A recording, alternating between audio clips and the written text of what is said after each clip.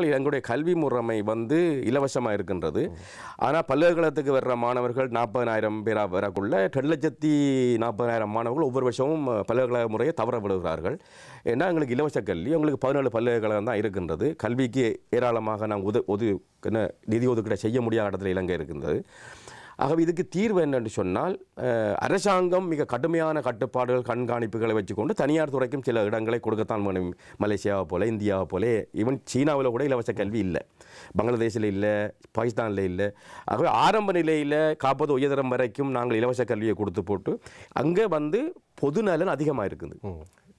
தனியார் நலனை விட பொதுநலன் அதிகமாக இருக்குது 40 உயர்தரம் வரைக்கும். ஆனால் 40 தரம் உயரம் 40 உயர்தரம் முடித்த பிறகு பல்கலைக்கழகத்துக்கு வரும்போது தான் தனியார் நலன் மேம்படுது.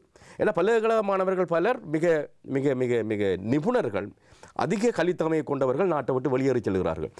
இந்த நாட்டு மக்களுடைய வரியை பயன்படுத்தி மாணவர்களை பட்டதாரியாக்கி ஏனைய நாடுகளின் அபிவிருத்திக்கு அனுப்புகிற ஒரு நாடாக இலங்கை இருக்கின்றது. அது இருக்க இயலாது. ஆகவே நாங்கள் சம்பளத்தை உயர்த்த வேண்டும், தொழில் நிலைமைகளை மேம்படுத்த வேண்டும், அதற்கு எங்களோட பொருளாதாரம் விரிவடைய வேண்டும், உற்பத்தி திறன் அதிகரிக்க வேண்டும்.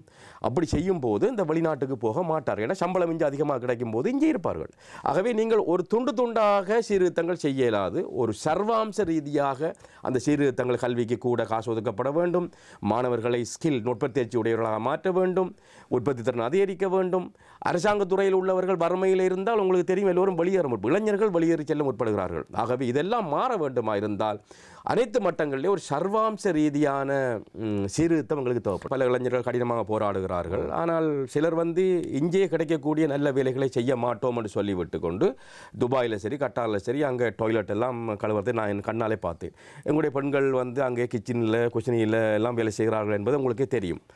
ஆகவே இந்த நிலை மாறணும் அப்படின்னா இளைஞர்கள் தங்களுடைய மனநிலையை மாற்றிக்கொள்ள வேண்டும். இலங்கையில் கிடைக்கிற வேலைகள், நிறைய வேலைகள் இருக்கின்றன. அந்த வேலைகளை படிப்படியாக பெற்று நுட்பத்தேர்ச்சி உடையவர்களாக ஆகி இங்கேயே வேலை செய்யக்கூடிய நிலைமை, அந்த மனநிலையும் பண்ணும். சிலர் விருப்பமுடன் வேலையின்றி இருக்கிறார்கள். தங்களுக்கு கல்வித்தர, அதாவது 40 உயர்தரம் படித்த மாணவர்கள் தங்களுடைய கல்வித்தரத்துக்கு ஏற்ற வேலை வேணும் என்று சொல்லி நீண்ட காலமாக விருப்பமுடன் வேலையின்றி இருக்கிறார்கள். இங்கேயே கிடைக்கக்கூடிய வேலைகளை முதலில் செய்தால் இந்த நிலைமைக்கு முற்றுப்புள்ளி வைக்கலாம். அவர்கள் வெளிநாட்டுக்கு போய் எத்தனை மணித்தியாலும் செய்யறதுக்கு தயாராக இருக்கிறார்கள், எந்த வேலையும் செய்யறதுக்கு தயாராக இருக்கிறார்கள். அதில் நாங்கள் சொல்லுவோம் 3D jobs and dirty, difficult, dangerous job.